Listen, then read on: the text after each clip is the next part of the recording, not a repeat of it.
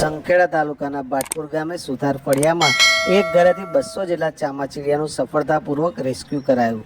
સંખેડા તાલુકાના બાટપુર ગામે રહેતા ધર્મેશભાઈ પટેલના ઘરમાં મોટી સંખ્યામાં ચામાચીડિયા હતા, જેથી આ ચામાચીડિયાને રેસ્ક્યુ કરવા માટે બાદરપુરની એનિમલ રેસ્ક્યુ ટીમના સચિન પંડિતને જાણ કરાઈ હતી, જેથી બાદરપુર એનિમલ રેસ્ક્યુ ટીમના સચિન પંડિત તેમની ટીમ સાથે બાટપુર ગામે સુથાર ફળિયામાં રહેતા ધર્મેશભાઈ પટેલના ઘરે પહોંચ્યા હતા અને એક પછી એક એમ 200 જેટલા ચામાચીડિયાનું સફળતાપૂર્વક રેસ્ક્યુ કર્યું હતું।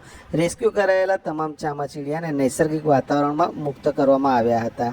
આ અંગે બાટપુરના ધર્મેશભાઈ પટેલે પ્રતિક્રિયા આપતા જણાવ્યું હતું કે ધર્મેશ કુમાર કનુભાઈ, હું બાટપુર ગામનો રહેવાસી। મારા ગામમાં ચામાચીડિયાનો વધારે પડતો ઉદ્ભવ થયો હતો, જેના લીધે બાદરપુરના સચિન પંડિતની ટીમ દ્વારા અને ફોરેસ્ટ ખાતાની મદદ દ્વારા એ તમામ ચામાચીડિયાને સુરક્ષિત રીતે પકડી લીધા છે અને હવે બીજા કોઈના ચામાચીડિયા ઘરમાં તો આ ટીમ સચિન પંડિતની ટીમને જાણ કરવા વિનંતી કરું છું।